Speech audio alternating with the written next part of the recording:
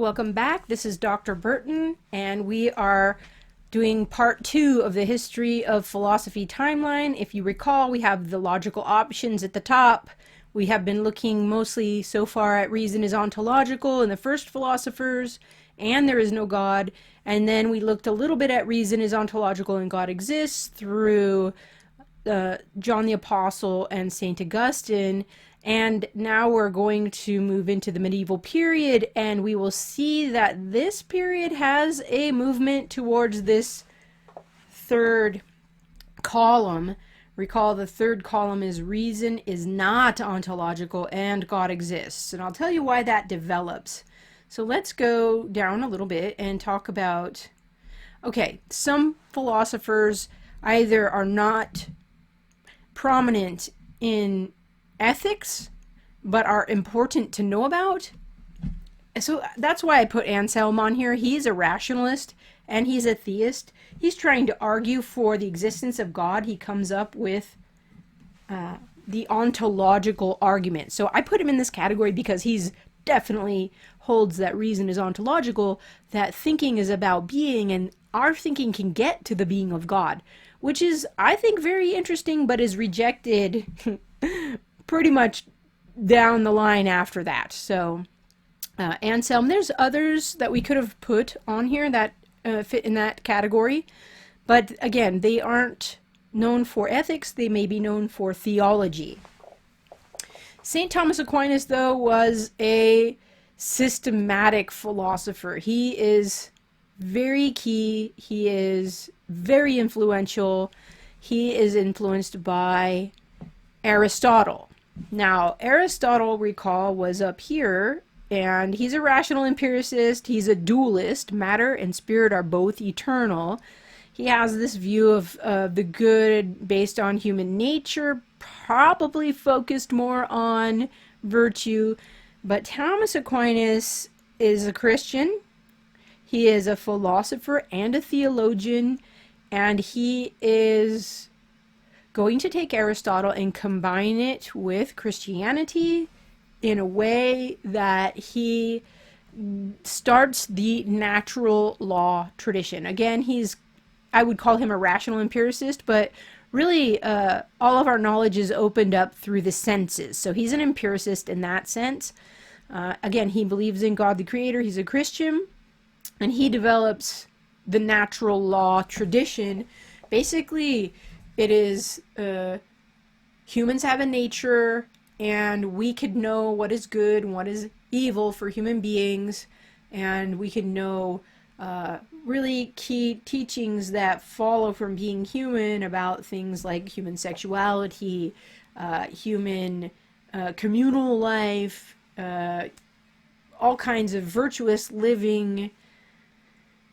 Basically, anywhere we make choices, you can find a way to think wisely about that from the natural law. And there are new natural law theorists we'll talk about, but this tradition is very influential. There are Protestants in the natural law tradition as well as Catholics in the natural law tradition, and it's often overlooked, mostly because we just don't talk about that in the secular academy, but I don't see why not. So we'll talk about it. Duns Scotus is a philosopher who is going to move us across the line. And I'm not sure if Occam's the first one or Scotus is the first one or both of them together are there. But it has to do with a conversation that happens with Christians, Jewish, and Muslim philosophers. And these philosophers are discussing, and it started by Muslim philosophers who had Aristotle's works. This is a whole big story, but they had Aristotle when Aristotle was lost for the West. And remember, I told you about Boethius. He was a philosopher who was popular and was transmitted from the ancient to the medieval period, but he talked about Aristotle, but they didn't have the works of Aristotle. They were lost. And so the Muslim scholars had Aristotle's works, and the return of those works of Aristotle back into the West creates a conversation between Muslim scholars and these Christian scholars, and Aquinas is even in on that conversation. They are in this conversation about the knowability of God. Can we know God apart from Scripture? And the nature of knowing the world. And this, I think, comes from Muslim philosophy. There are strains of Muslim philosophy that are rationalists, but those strains are not dominant. That's another history that you could look into. The strain that rises to the top is going to be primarily based on authority. Now, I think I may have taken that out. I did have a little section here about Islam. I took it out mostly because it's a side conversation, but I'm telling you the side conversation because these philosophers that become prominent that are discussing with these guys say that God can only be known insofar as God reveals himself, and God only reveals himself in the scriptures. And so we can't know God from the created order because we can't know the created order. Now notice, these are empiricist philosophers. All of our knowledge is through the senses. The senses don't deliver to us reality as it is, just appearances. And so we have to know through what God told us. So this is in this category.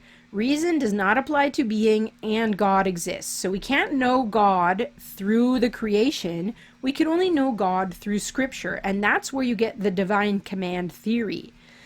The divine command theory is that God has commanded certain things in Scripture, and humans ought to obey. Now, what also goes with this view is something called nominalism.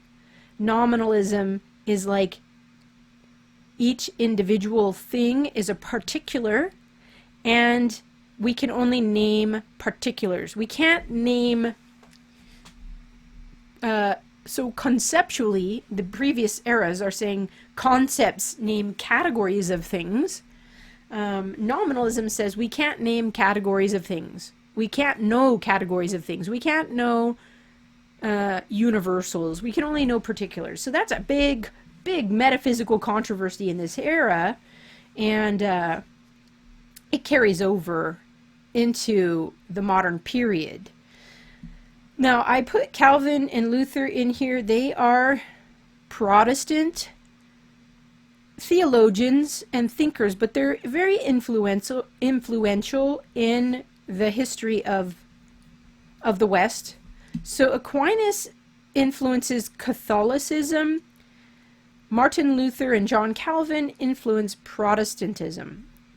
And I put them here because I think they're often neglected, and they have had a massive influence, I'll just say. Now, Calvin is, I put empiricist here, but he's really a common sense kind of philosopher. Appearance is reality. And we don't really need to think more about that, but appearance is reality is trustworthy because God created it that way.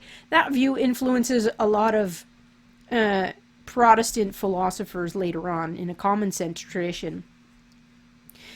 He also has a version of a natural law. We'll call it natural law loosely. It's not the same as Aquinas, but he does think that we could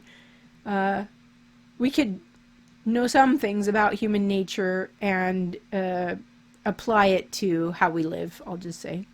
Now, some people might want to fight me on that. I don't really want to fight on it. It's not a hill I want to die on. Okay, moving into the modern period. Now, this is, we're talking about religious people. These are all Christian philosophers, and I mentioned some Muslim philosophers that are involved in this conversation about ethics. The modern period is largely a rejection of their method, the scholastic method, and a rejection of the influence of Aristotle, and probably Plato too. They are going to be more inclined to doing science and being closer to a scientific revolution that's going on. So the modern period, there's a lot of changes in the world.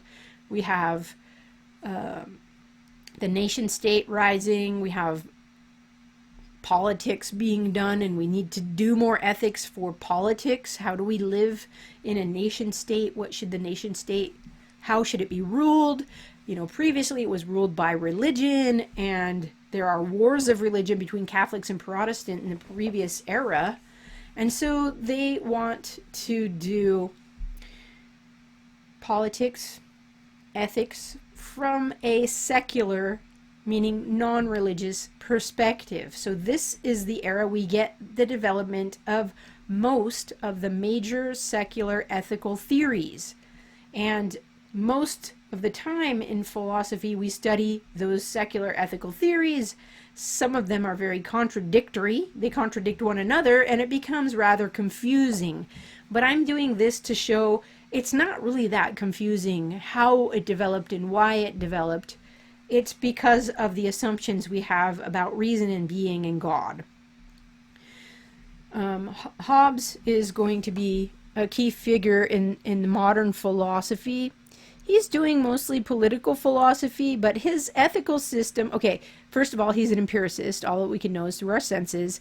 And I'm going to say, I'm putting deism here. This could be controversial to some people, but deism is the view that God creates, but God does not rule in the created order. He's not really interested in the affairs of humans. He doesn't give scripture.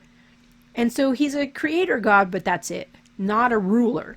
And I put that here for most of these guys, and it's partly because I'm not sure they're still holding to Christian theism. And most of them, okay, so they are all coming from a Christian culture, but they're trying on new ideas that are not always compatible with Orthodox Christianity. So I'm just going to use the word deism. We can fight about it if you want to, but it's not important for ethics right now. It's important that you see that they still believe in God, and they don't think that reason can grasp being as it is. And now we get these different theories, and it's going to be fun. Hobbes is an ethical egoist. The good is whatever I desire, based on my desires. And we'll talk about the theory, but he is going to propose that. Now I put Descartes, Spinoza, Leibniz together because they are going to kind of give philosophy a turn towards epistemology. How do I know? And that kind of becomes an emphasis in modern philosophy. They aren't really, I mean, maybe Spinoza, they aren't really known for their ethics. So I didn't put any ethics here. We could if we wanted to do some research and figure it out, but they're not influential for those reasons. These three are influential as rationalists, and they're wondering about systems of truth that reason brings us to.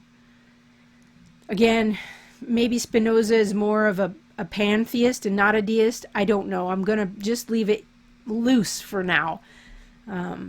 But you can see these rationalists also give impetus to the empiricists. So that's really why I have them here. They are going to be very speculative. Descartes thought he was establishing the existence of the physical world so that he can give a foundation for doing science, but the philosophies kind of veer off into idealism, that what we know are ideas, not matter. Okay, I'll let you study philosophy a little bit more to get some details on that, but I'm going to move down to John Locke. He is known for political philosophy. He's an empiricist. He's also known for his empiricism. Tries to, sort of establish empiricism. He says that human beings are born a blank slate.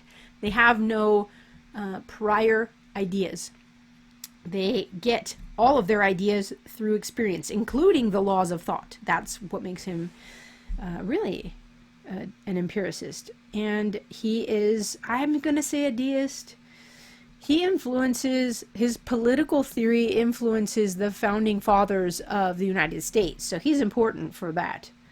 But also the empiricism and the deism is important for that too. So when you read the Constitution and the Declaration and it's talking about God, sometimes we have to pause and say, is this a Christian God or a deist God? Is that really clear? Did they establish that? Okay, Bishop Berkeley, he's a Christian. He's an empiricist, but he thinks that all that exists is the mind of God and our minds. And I'm not going to go into that theory. It's very interesting. Matter's not real. So I'll let you go do some research on Bishop Berkeley. He's not really important for ethics. But now we're getting into those who are doing ethical theory. And maybe David Hume's not doing ethical theory, but he's important for pushing philosophy over. He's a key figure in pushing us over into this fourth phase. Remember, the fourth phase is reason is not ontological and God does not exist. Okay? I don't know if he explicitly says he's an atheist, but lots of people suspect he's an atheist. And he's giving support to atheism in his writings. He's an empiricist. He is an empiricist to such an extreme that he doesn't think we could know the laws of thought. He doesn't think we could know cause and effect, causality. He's a naturalist, a materialist. Even if he doesn't say it, he assumes it. And he thinks human beings aren't primarily rational beings. They're primarily feeling-based sentiments. So humans choose what's good and evil based on how they feel, basically. Rousseau is another empiricist. I think he still may hold on to God, so I didn't put any metaphysics here. I couldn't find solid evidence that he rejected God. He's raised in Catholic France. He's actually a French philosopher, where some of these others are, let's see, we've got German. Yeah, Descartes' French. Okay, I thought I didn't have enough French philosophers on here.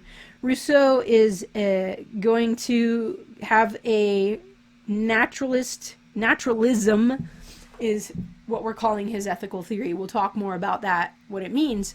But humans are born good, and they are now in chains because of civilization and its the way it causes humans to give up their freedom. We'll talk about that. Okay, Immanuel Kant is a very important figure for ethics. He also, I don't know why I put material monist. Maybe I think he's a materialist. I don't know. Okay, here it is. He's an empiricist, and he thinks he's bridging rationalism and empiricism. And it's because he read David Hume, who's an arch skeptic. He thinks we can't know, and it was radical. And so Kant thought, oh, we could fix that skepticism by saying that reason has certain categories that we're born with, and then we get data from our senses, and the categories help us to organize what we observe. So he's not a strict empiricist, but insofar as he doesn't think we could know, we can't know the thing in itself, he kind of brings in new problems for philosophy, and he's going to kind of be a figure that pushes us into this next realm. So I put empiricist, but he's probably more of a rationalist empiricist. I put material monism because really the only knowledge that we can have is of the material world, not of things like God and the soul and really the ground for morality. We have to use faith for those things. So he also splits the world of faith from the world of observation and science. And after that split, a lot of modern and postmodern philosophers don't do metaphysics anymore. We don't talk about what is real because we can't know those things. And behind that assumption is this empiricism that leads to skepticism of the material world. But in ethics, Kant is a deontologist. He develops the whole theory of ethics on deontology, and lots of people think it's the best system there is in the secular realm, the best secular philosophy of ethics. So we'll look at deontology and check it out. Hegel I put here as a key figure. He's a rationalist of sorts, and he is an idealist, which is different, right? And it's a different strain that comes from Kant. So Kant kind of is the headwaters of two different traditions, the analytic tradition and the continental tradition. The continentals tend to go with a more rationalist, idealist, maybe even more friendly to religion than the analytic strain that takes this empiricism and wants to do more things in the physical world and do things with logic. John Stuart Mill is going to be a key figure for developing utilitarian ethics, and oftentimes you'll see deontology pitted against utilitarian ethics. Notice they're different.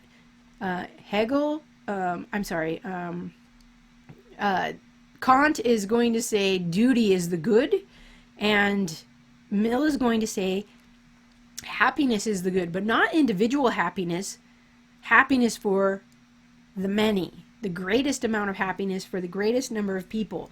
Now, another thing that happens is that as we're talking about politics and we're developing how to live together, Rousseau introduces a new idea called the general will. And the general will is focused on humanity more in a collective sense, whereas the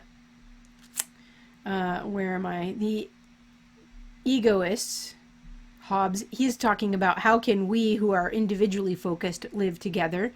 There's going to be a tradition focused on the individual in